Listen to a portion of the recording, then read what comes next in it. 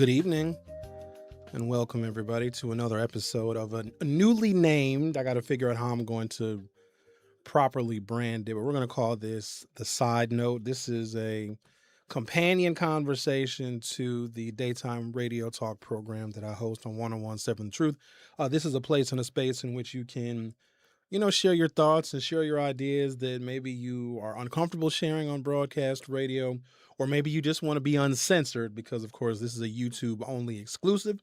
And we want you all to be able to express yourselves in a variety of different ways. And thank you guys so much for joining us. Curly is here. Reggie is here. Not really a city girl. Linda Johnson is here. Willie is here. Thank you guys so much for showing up. So, yesterday we did relationships, which, that kind of gets stale. I mean, I thought it was an interesting take because we had a video clip of a young man who was giving his perceptions on, women changing dating standards. It is what it is. And I think at the end of the day, when it comes to companionship, to each their own. There's no universal standard for somebody, and I don't want to yuck somebody's yum. So that's what we touched on yesterday. So in the description of this podcast or this show, I say that it's a social and sometimes political broadcast. I would like to delve into the political because I'm going to assume that the majority of the people that are participating in this current broadcast are from Milwaukee or from Wisconsin, or you have some interest in Milwaukee or Wisconsin, not really a city girl. I want to discuss the governor's race because I talked about it this morning, and then I got a phone call this evening. And this is common for me. Whenever I strike a chord with my daytime conversations, and I don't create my radio programs, whether it be here somewhere else, to create controversy. I think with the people that listen, the people that call, that's where the controversy is. I've got everybody from people that are very sexually liberated to senior citizens to Trumpers. It's actually pretty racially diverse. And so the people that call are the controversy because some of the things that they may decide to bring up. So I don't go chasing it. And also I know that I got to be particularly careful because we live in cancel culture. And so I don't go chasing controversy, but I got a telephone call from somebody who I've known for a very long time, very good friend, but they don't call me very often. And if they do call me, it's usually something social, but they called me today about the governor's race. And I expressed not just disappointment, but I think I was mocking the governor's race. And we've got to be abundantly clear, ladies and gentlemen, the world is on fire. Donald Trump is trying to give himself immunity from ever being audited so he never has to show his taxes, so he never has to show his foreign investments in the countries he's doing business with that are paying him and his family directly. Donald Trump tried to put together a $2 billion reparations fund of our tax money to give to people who are convicted felons because they tried to overthrow the government on January 6th. You can't run for governor in the state of Wisconsin and pretend like that stuff is not happening. Now, of the names that you are familiar with that are running for governor, you got Kelder Roys and you got the current Lieutenant Governor, Sarah Rodriguez. And this is very important because I don't think that I'm talking about it enough because there's not the interest level in who the next governor is going to be is very, very low. I think people are focused and fixated on other things, and rightfully so.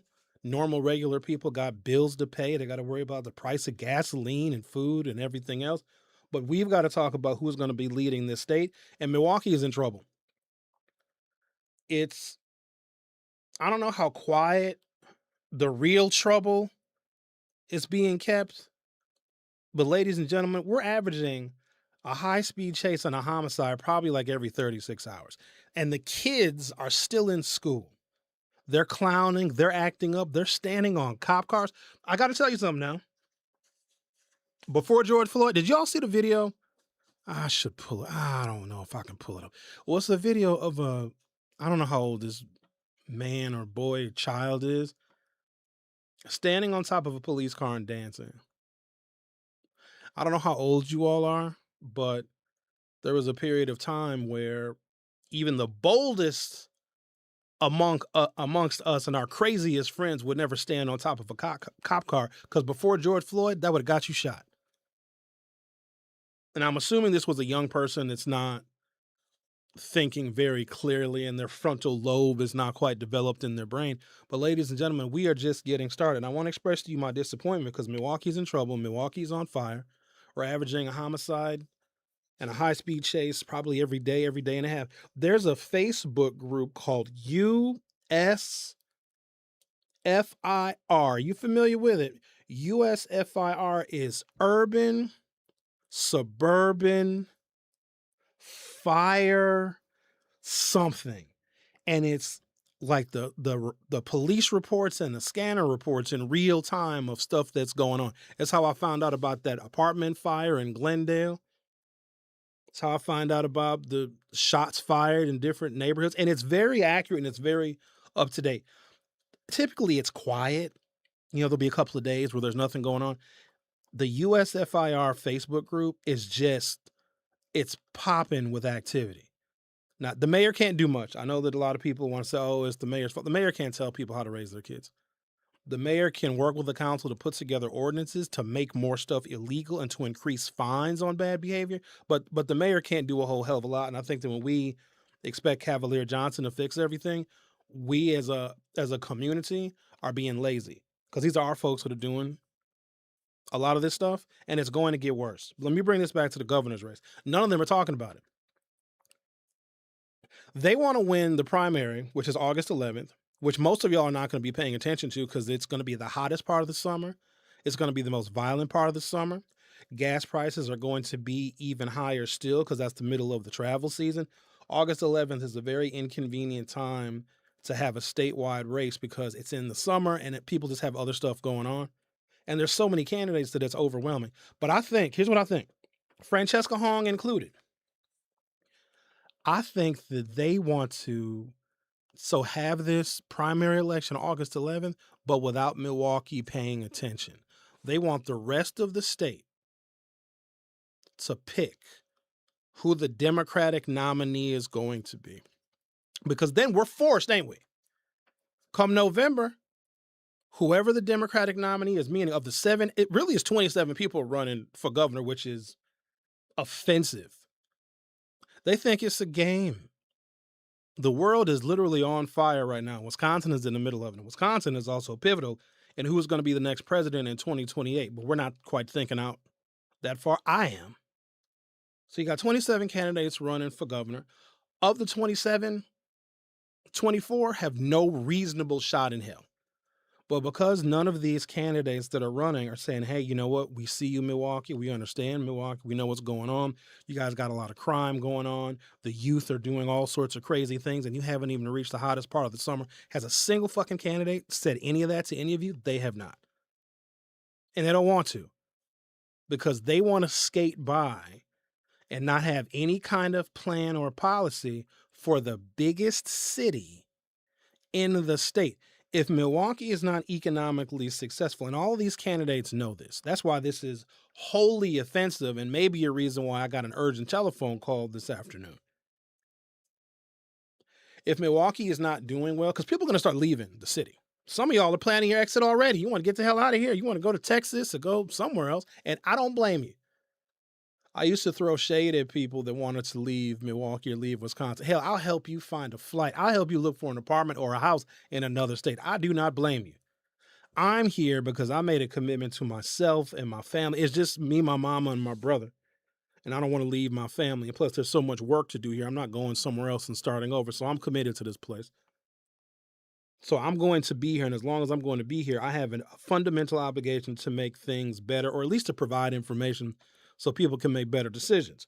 But none of these candidates are talking about any solutions for Milwaukee. And if people leave Milwaukee, then the tax base leaves.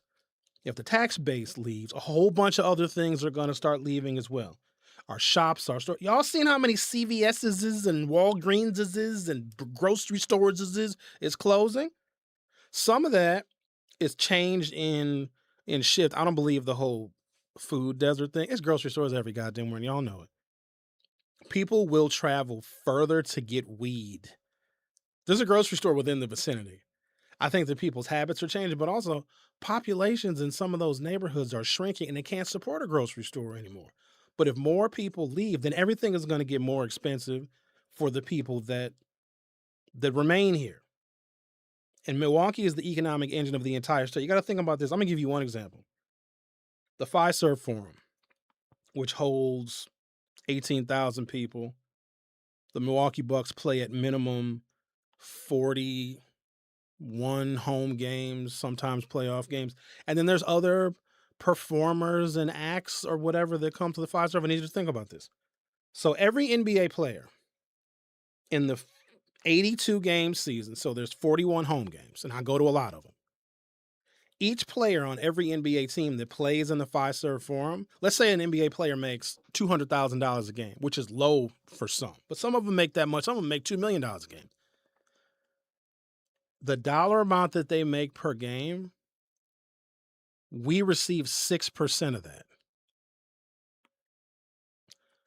How many players you got on an NBA roster? You got 5 players on the court. Let's say there's 20 players on each team, which probably less than that. And let's say each of those 20 players makes $100,000 a year. That's $20 million in tax revenue that we get because we have that basketball arena. So that $20 million, and this is just the Bucks games. This is not all our other bars, restaurants, hotels, any taxes. More taxes are paid in Milwaukee than anywhere else. And so because we're such a big city with so many things to do, so many amenities, we got the sports teams, we've got the Milwaukee Brewers. That's another one. Anyone that plays the Milwaukee Brewers, they're paying state taxes on their big old baseball salaries. All that money is generated from Milwaukee. And that goes and funds roads, bridges, hospitals, and public schools in every other part of the state. I said all that to say this. If Milwaukee is not doing well, and if people are leaving, and if they don't feel safe, and if we're spending less money, or if jobs aren't being created, and if incomes aren't going up, the rest of the state is going to suffer. So you can't run for governor of the state of Wisconsin and not have a plan for Milwaukee because we are the bank. A guy named Joel Brennan, who is a candidate for governor. I've known Joel for 25 years, and he is one of the many people that are running for governor. And he says that Wisconsin is not there yet on a non-white governor. But then he clarified his remarks. The article says Wisconsin gubernatorial candidate Joel Brennan denied reporting last week that he feels being white is an advantage in a state that has never had a non-white man as governor. But the Milwaukee area native remarked on a podcast just days before that he does not feel the state is ready for a non-white man as governor. You know how offensive that is? Joel Brennan needs the black vote, but is telling black people that we are not ready for anyone other than a white man to be governor. Let me tell you my problem with that. I got a couple problems, as you would imagine. It's 2 black men and an Asian woman in this race, okay? And you have a number of white women. Kelda Roy's white woman. Current Lieutenant Governor Sarah Rodriguez, white woman. Joel Brennan got in the race because he felt that the race needed a white man because no one other than a white man has ever been elected governor, which is fine. I expect white people to say that. White people are going to look out for their own interests, and we as black people got to stop being offended by that. We look out for ours. We will straight up tell people to only shop at black-owned businesses and feel good about saying it. I mean, hell, I feel good about saying it. Could you imagine if a white person was like, yeah, only shop at white-owned businesses? We'd have a fit. We'd still shop at white-owned businesses, but we'd get very angry, right? The 2 black men that are in the race for governor didn't say shit. A white boy is going to tell you to your face in an article or in a podcast, yeah, Wisconsin ain't ready for a non-white man to be governor. And the 2 black candidates didn't say anything. Now, this is a good thing that I'm not running for governor because I would have stopped everything that I was doing as an African-American candidate if I was running for governor. And this is what prompted the telephone call that I got. Mandela didn't say shit, and David Crowley didn't say shit when a white man who's running in the same race you are vying to be the next governor. And Joel Brennan has got advantages because I'll be honest with you, if you're white and piss in the men's bathroom, you have pretty much all the advantages in American politics. You don't even have to be smart. You don't have to be good. You don't have to be accomplished. You don't even have to care about people. Look at Trump. Trump cares about people less this second term than he did the first term. Just got word that Peabo Bryson, R&B superstar, mostly from the 80s and 90s, passed away. May he rest in peace.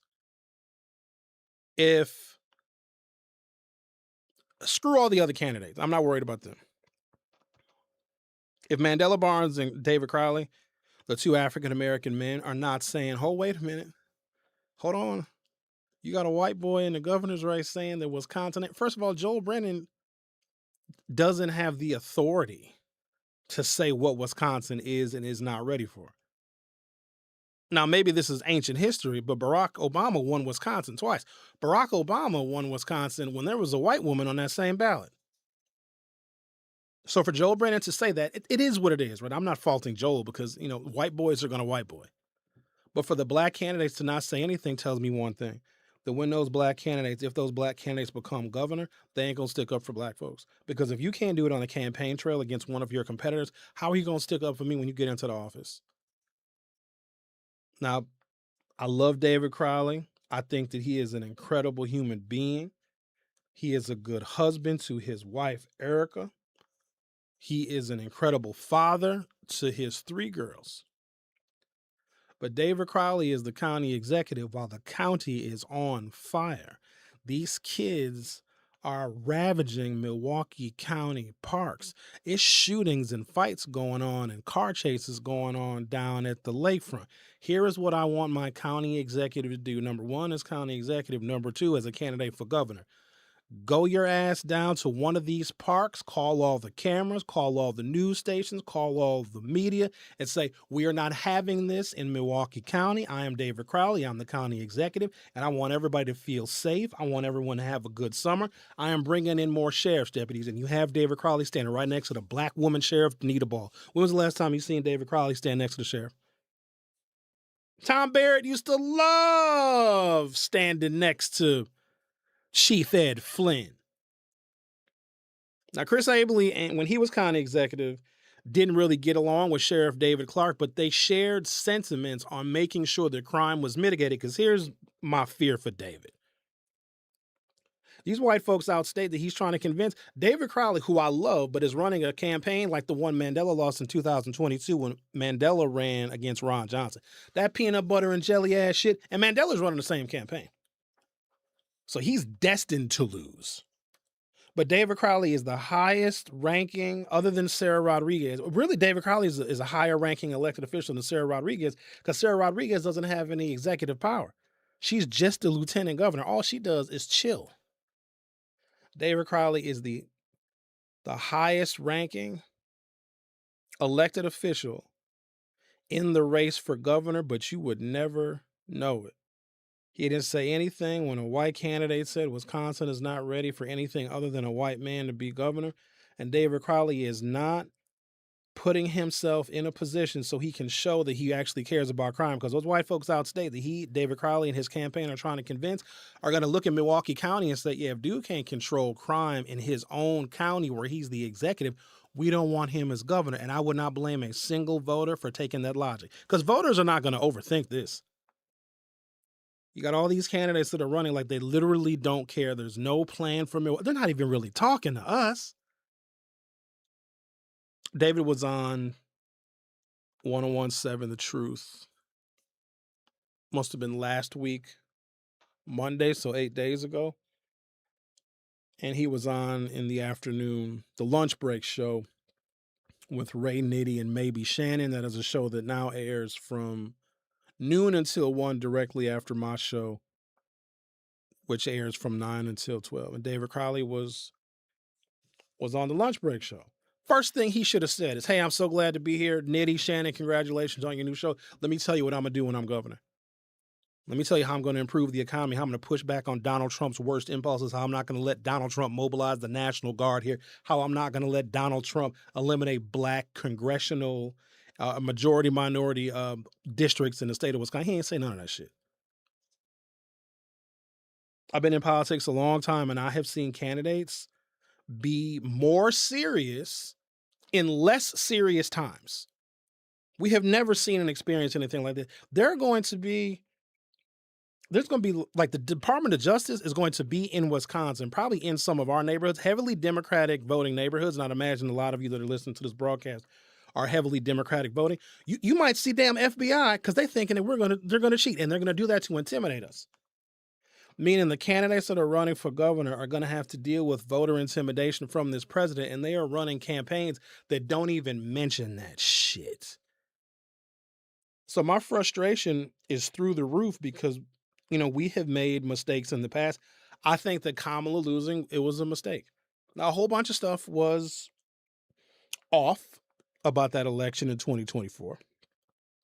But if she would have gotten in, we wouldn't be at war. The economy would be doing a lot better. She wouldn't be trying to get $2 billion worth of reparations for people that tried to overthrow the government. She wouldn't have settled with the IRS to make sure that she can never get audited ever again. You know what I mean? So hindsight being 2020, I know some of y'all didn't like Kamala for whatever your reasons are. People had to manufacture reasons to not like Kamala Harris, just like black Republicans have got to manufacture reasons why they support Trump.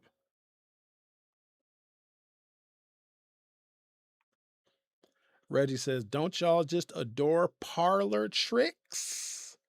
Oops, I mean politics.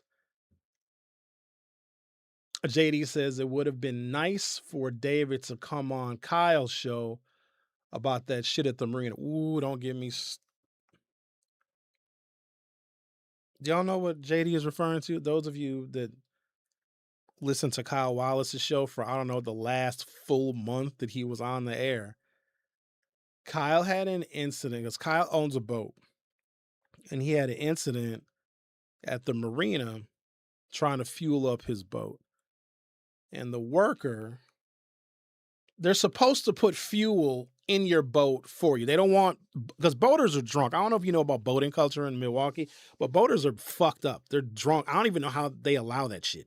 Because being on the water, you already feel like you're drunk. Boaters are fucked up. So when you go to the marina and you pay the astronomical dollar amounts to get gas for your motor, your engines in your boat, the marina attendant pumps your gas for you.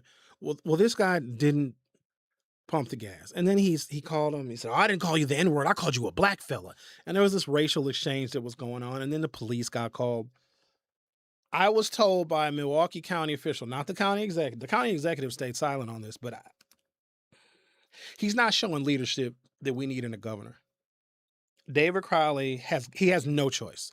He's got to say, hey, everything is screwed up. I want to make sure that people are safe in the county, and I want to make sure that some of the good things we've done in the county can be done in other parts of the state. But more importantly, we're going to push back on Donald Trump's insane authoritarian agenda, and I'm going to protect the people in the state of Wisconsin.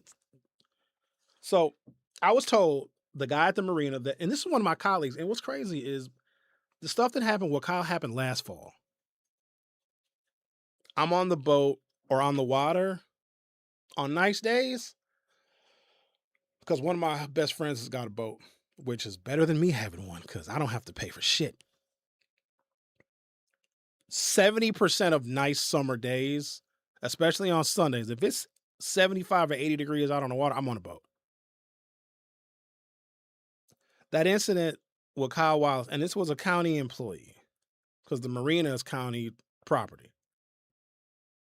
That shit happened to Kyle last year, and Kyle didn't say nothing about it because Kyle was waiting for the county to respond with some kind of, I don't know, discipline for that. Kyle didn't say nothing. You have my word as a man.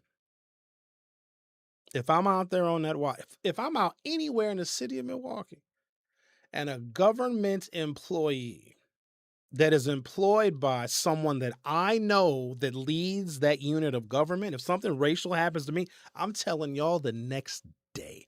I'm telling y'all that night. I'm not going to wait 6 months.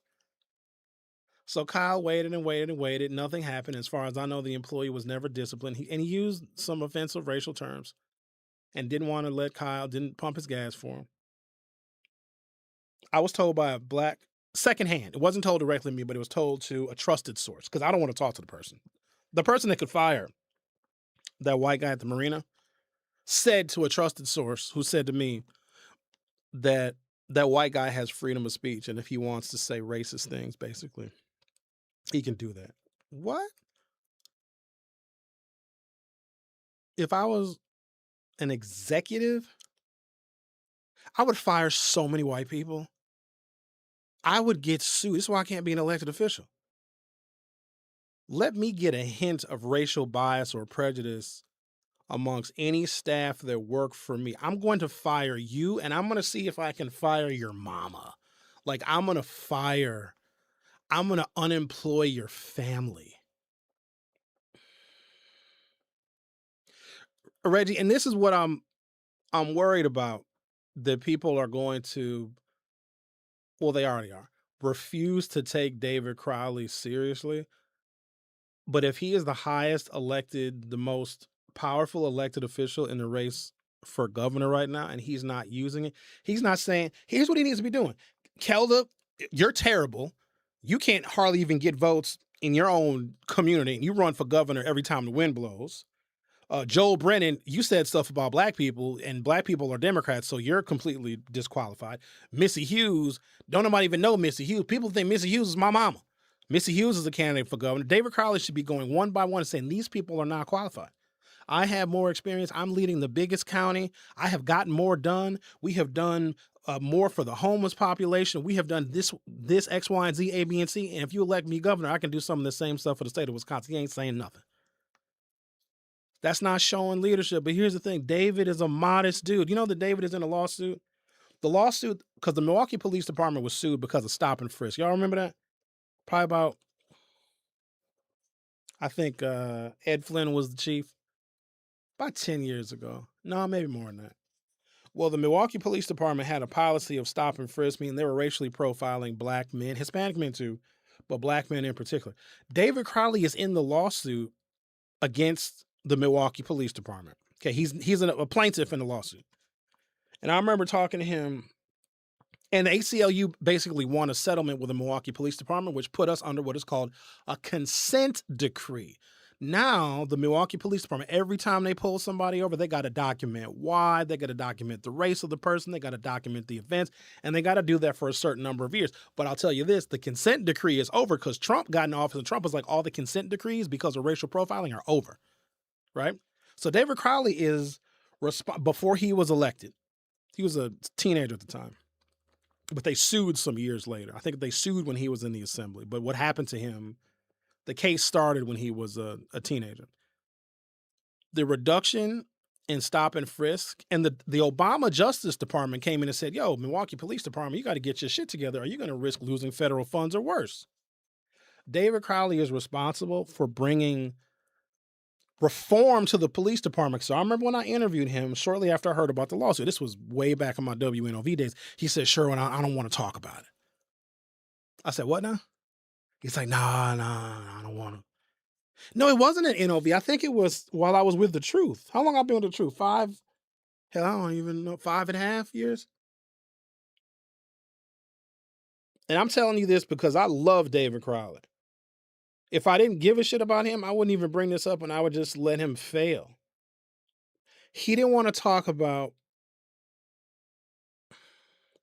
being in the lawsuit against the Milwaukee Police Department because he didn't want to scare white folks. Because if white folks hear that a black man was racially profiled and a lawsuit was won against the Milwaukee Police Department, he may look like he is anti-cop. Holy shit.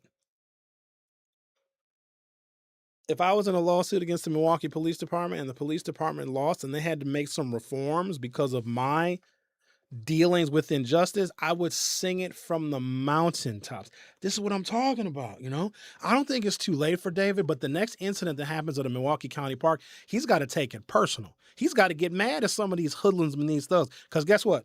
Black voters won't get mad at David for saying, this is some bullshit. This has to stop. I'm sick of you. I'm bringing the sheriffs out here on y'all. Y'all want to keep playing? You're going to deal with sheriff's deputies. Sheriff's deputies will man Milwaukee County parks all summer to the extent that we have the sheriff's deputies that are available. We're going to pull them off the highways. We're going to pull them from the suburban communities. We're going to pull them from the Milwaukee County Medical Complex, and we're going to put them in the parks. And I want him to do that at a podium with a microphone and that Milwaukee County seal on it. He's going to have to do it, or he's not electable.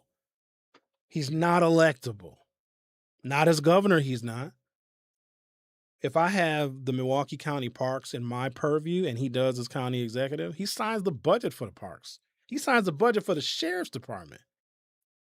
And people are acting up and clowning in my parks. I don't think y'all appreciate how bad this summer is going to be. It's already bad. Curly says, hell, you came on the air the next day about Bridgewater, no government involved. The number of people that got mad at me for sharing my bad experience at a restaurant shocked me and made me think that we are living in a parallel universe. Here's what I think actually happened. I think we all died in COVID. We're dead. We're died. And this is like, we're in purgatory. Like we're in hell. So whatever they told us about heaven and hell is not true. I think we're living in, like COVID wiped out the planet. And I think that we're back living in this nightmarish existence. I can't even believe let me tell you the one that got me. Center Park, 64th. So between 64th and 65th and Center, between Center Street on the north and then Clark on the south. Nice little park right there. Some of it borders Milwaukee, some of it borders Wauwatosa. So on the south end of the park between 64th and 65th on Clark, that's Wauwatosa. The part of the park that faces Center Street, that's Milwaukee. 22-year-old man is at a birthday party for his son. His son is turning 2 years old. 25-year-old woman comes to that park to a child's birthday party and kills the father of the birthday boy. The boy's 2 years old, gonna grow up for the rest of his life without his daddy. David Crowley ain't say shit. David Crowley has 3 kids and has probably had a number of birthday parties for his children. He could have gone to that park and had a press conference and said, on my watch, I will do whatever I can to make sure that a father doesn't get murdered at their 2-year-old son's birthday party. He wouldn't even have to mention that he's running for governor. We need to see that side of him. And here's who I'm faulting. And people are going to take this shit personal. I don't care if you do, because I am not in the business of being nice when I'm seeing people make horrendous mistakes and the leadership of this state is going to be lackluster because everybody wants to be nice. These Democrats that are running for office, I don't want to say nothing mean about the other candidates. Fuck those other candidates. Do you understand what happens if Tom Tiffany gets elected governor of Wisconsin? And I can't have that happen because I'm not leaving Wisconsin. The people that are advising David Crowley are very similar to the ones in their understanding of how we do politics. They're the same people that got Mandela to lose in 2022. Mandela shouldn't have lost to Ron Johnson. The fact that Mandela did lose to Ron Johnson and has the audacity to say, yeah, fuck it, I'm going to run for governor this time, is just like one of those shake your head moments. Like sometimes I can't even articulate shit. If I'm going to use myself as an example, even though I'm the worst example to use. If I run a campaign against the weakest Republican in the fucking country, Ron Johnson was the weakest Republican in America. My Republican friends were like, Sherwin Mandela's going to beat us. because they don't like Mandela at all. They can't stand. They don't like him because he's charming, he's warm, he's friendly, he's got a lot of charisma. He's real good at what we call retail politics. Retail politics is kissing babies and shaking hands.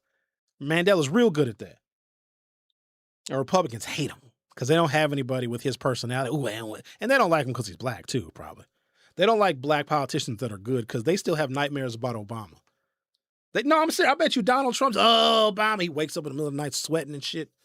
I bet Donald Trump sweats Big Mac sauce. They hate Mandela.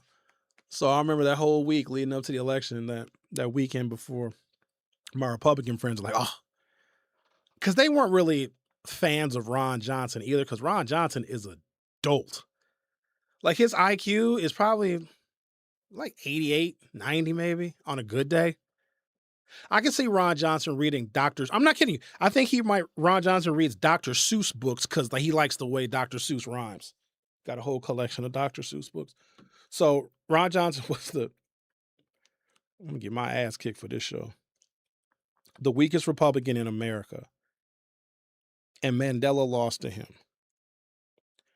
Tom Tiffany, who was going to be the Republican nominee for governor, who's weird. Tom Tiffany is like a 60-some-year-old dude, not married. I don't know if he has kids or not, but like he lives with his mama. Like he's one of them. You ever seen Psycho, like Norman Bates? Tom Tiffany reminds me of Norman Bates. But Tom Tiffany is stronger than Ron Johnson was. And so in the event that people just lean on the fact that they know Mandela Barnes, they know him because they're familiar with him, and he becomes the Democratic nominee, I promise you, just like Mandela lost to Ron Johnson in 2022, he will lose to Tom Tiffany in 2026. How do I know? Because we did a poll last fall to see, because we figured that Mandela was going to get in the race, and we were going to try and discourage him from doing that because we wanted David Crowley to have a clear path. Right now, David Crowley and Mandela split the black vote in the state of Wisconsin, which is already small, and probably 70% of y'all are not going to vote in August. So we don't need more black candidates in the race getting in David Crowley's way. Now, remember, this is last fall when I thought that David's campaign had a lot of promise, because I thought they would have learned lessons from Mandela's peanut butter and jelly ass campaign. Who does that? Do black people even eat peanut butter and jelly like that? Or did they say, oh, let's have Mandela eating peanut butter and jelly because then white folks will think he's relatable? If I was white, I wouldn't want to vote for a black person eating peanut butter and jelly. I'd want to vote for a black person eating chitlins, or you know what I mean? Like somebody who's more authentic. So we did a poll, and it showed that if Mandela won the Democratic primary election in August and he was facing Tom Tiffany, Mandela would lose again. So here I am in June of 2026 predicting the Republican candidate for governor winning, because the Democrats that should have the wind at their back, Trump could not, I shouldn't say that. Trump could not be messing up more, at least up until right now. He's going to still screw up more things. So if you're a generic Democrat that just sits there and doesn't say anything, you already have some kind of a natural advantage. Good. But you also have to provide answers and policy and solution. And none of them are doing that. And it's disappointing, because the I told you so's that you are going to hear from me if the Republican candidate gets elected governor, if Tom Tiffany wins.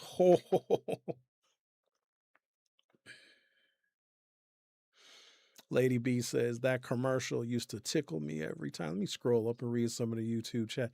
I've been on one today because I'm real passionate about this, and I'm motivated by a telephone call that I got because this person is also a David Crowley supporter, and they're like, Sherwin, David needs a lot of help.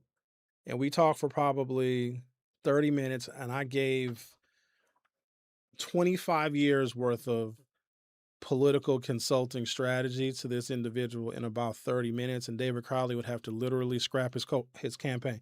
Can I tell y'all something?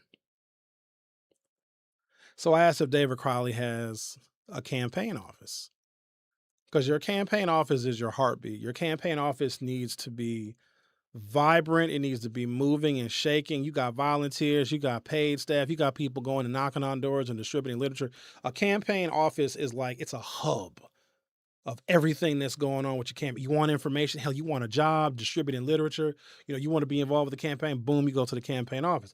David Crowley represents the overwhelming majority of African Americans and Democrats in the state of Wisconsin right here in Milwaukee County.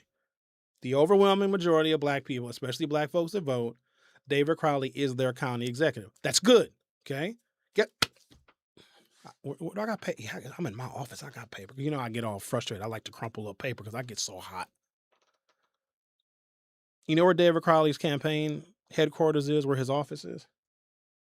In the 3rd Ward, which is 95% white, $125,000 income per person or higher. It is a unique, charming, condo-laden, a lot of gays. Gays got money because a lot of gays ain't got no kids, and I don't even know what gays do. Gays print money some kind of way, and it's gay and white and rich, and that's where he put his campaign office.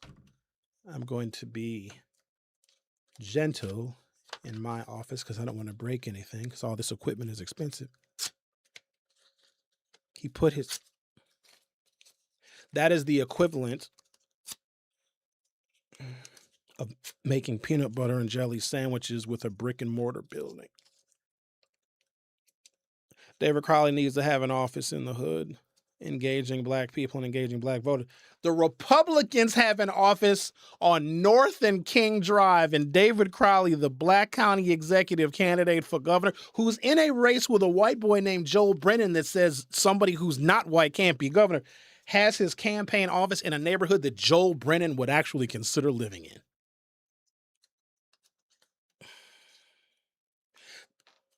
This, like, how you get... I have more than a headache from this. Like, my thoughts are hurting. My thoughts themselves are painful. Because I didn't know where David's office was. I know David going to have an office in the hood. David is from the hood.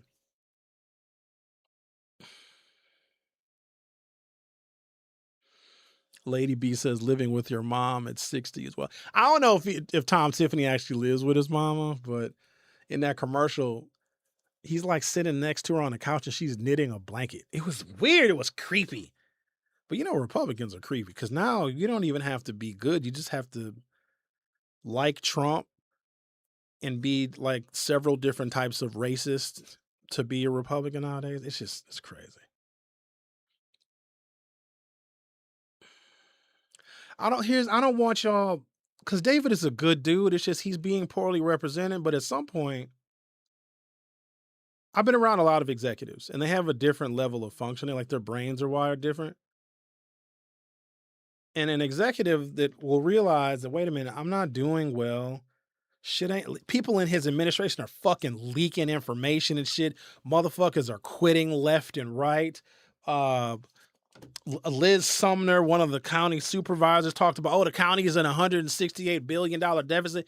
And she's somebody that endorsed Crowley. Let me give you a little inside baseball about politics. So if I'm county executive, which I'm not, and a county supervisor has endorsed me, they're going to support me, they want me, they're going to help me run for governor, they're going to help raise money for me, they're going to talk to their constituents. So endorsements are important because, so Liz has her own district, it's got 50,000 people in it. And if those 50,000 people selected her to be their representative, then her word is good. And she can be like, yo, I'm endorsing David Crowley, you should support him too. So endorsements from other elected officials, they are worth something when used properly.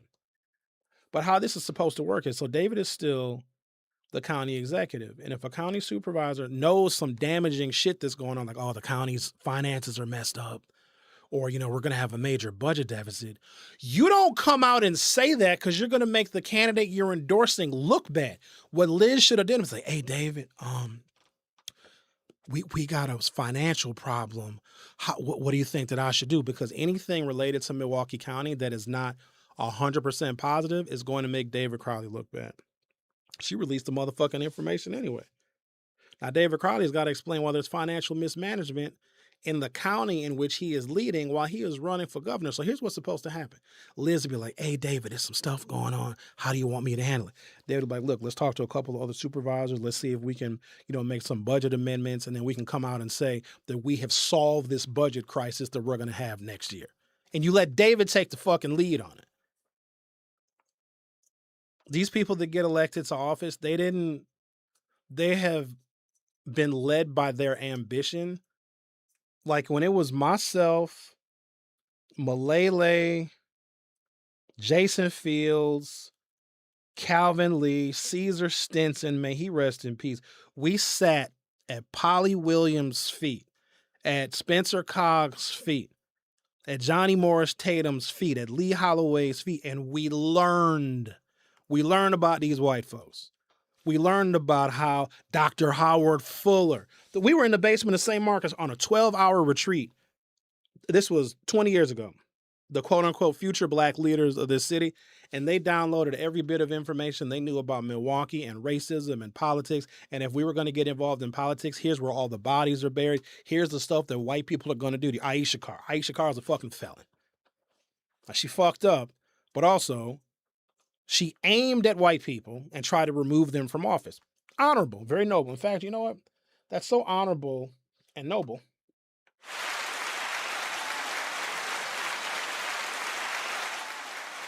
But if you try to recall white folks and you don't do it, they're going to fuck you up. They're going to ruin your life. When you are a political minority and a political liability, because black Democrats want different things for their constituents in the black community than even white Democrats want. So black and white Democrats don't always get along because white people don't need shit for the most part. Or if white people aren't getting the resources they need, they can fucking move. Go to California. Black people don't have that luxury, so we need to get everything that we can get. Justice, resources, opportunity, fucking hope, a high school diploma. We got to get it here. White folks don't need none of that shit. And if white folks aren't getting it, they're fucking lazy. Nobody feels sorry for them. As much as they fucked this country up, I blame them for all this shit.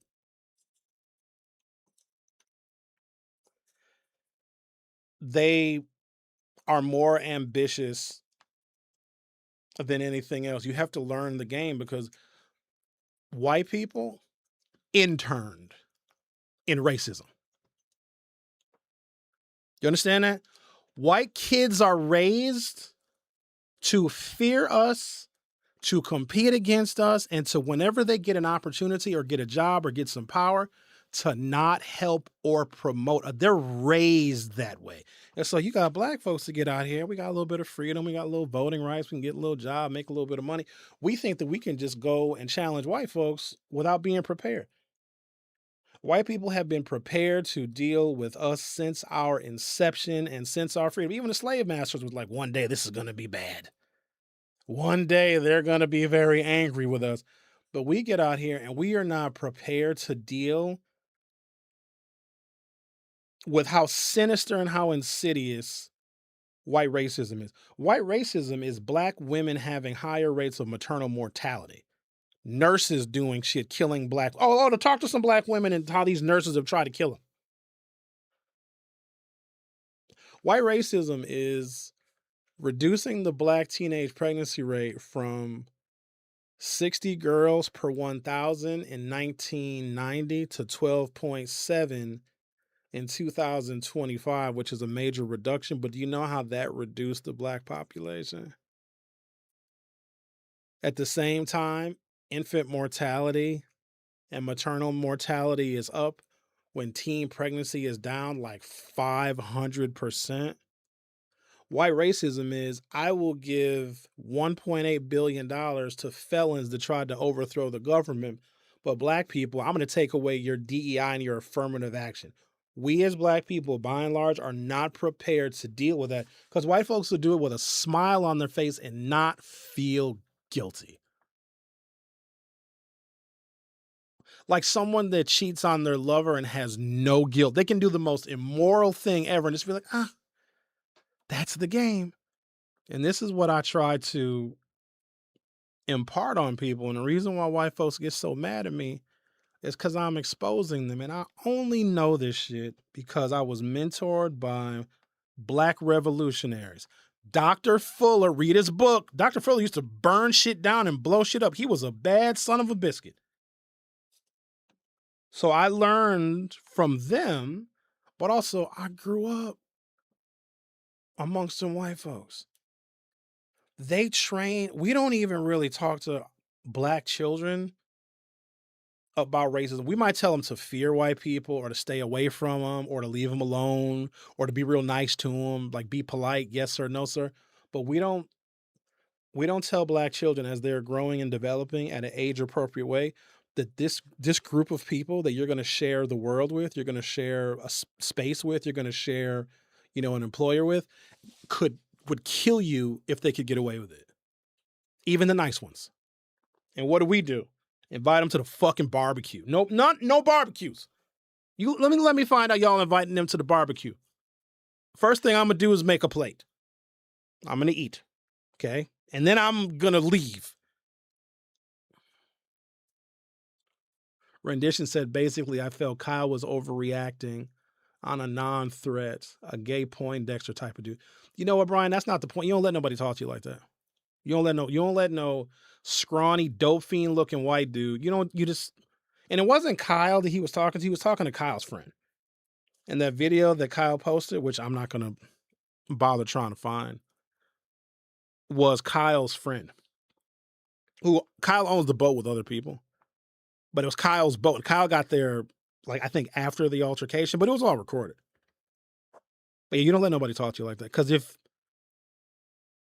they think that they can talk to us like that, like what's the white dude that would go around threatening black people, call them the N word, and then he pull a gun on them and shoot them if what's his name, y'all? Oh, I didn't miss any phone call. Oh, I did miss a phone call.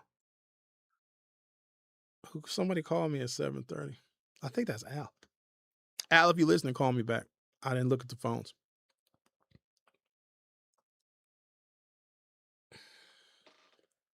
No, Kyle, I don't think he was overreacting. I think that and rightfully so. If you let them think that they can talk to black people like that,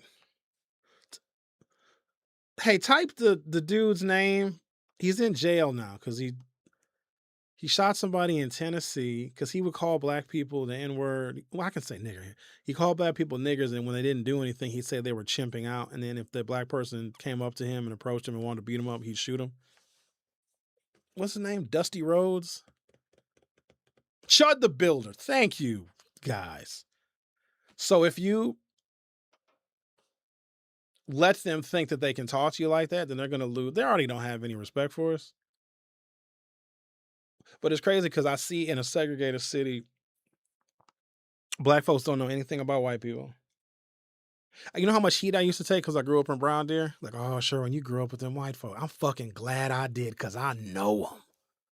I know them. And when you know them, then you can move differently. You can operate. If you grew up just around all black people, you didn't get a sufficient enough education because black folks need two educations. Like we speak two languages. We speak Ebonics and we speak English. You need an education about just like facts and history and how to be productive and all that other stuff. But you also got to know about white folks. All right, let's grab a phone call. Hey Al, how are you? Oh, I'm doing fine. It's Chud the Builder. That's right. It is. Yeah, he's the one who like big black long dong nigga dick. See, all that comes from aggression. But what I want to say is when they did that to Kyle, all of them should have put their money together and got an attorney and slapped it on their ass. See, when you go against white people, you gotta fuck their money up and you gotta come hard. Play pussy get fucked with a steel toe dick. See pussy get fucked, see pussy get played. And when I get done fucking you with that steel toe boo, You ain't gonna never fuck with nobody else because I'm gonna fuck you till you motherfucking bleed. But when you fuck with people like that, you gotta go motherfucking hard. See, sometimes we as black, we be too motherfucking passive. But when you go with them, you gotta go hard. They said a telephone can be like a 357, but you gotta use hollow point bullets. It's a metaphor. But when they step on your toe, you step over their whole motherfucking body. But when you go against them, you gotta go motherfucking hard. You gotta go so hard that the next generation gonna have to apply for EBT and goddamn welfare. But if we don't do that, they'll keep doing it. That's why the guy was sitting there happy and he was like, well, he got freedom of speech. Well, he got freedom of speech, but I'm gonna have freedom of speech because I'm coming for your bankroll, bitch. Y'all have a good day. Thanks, Al. Bye You bye. too. Bye bye. All right. Al always has such very colorful commentary. We love hearing from Al.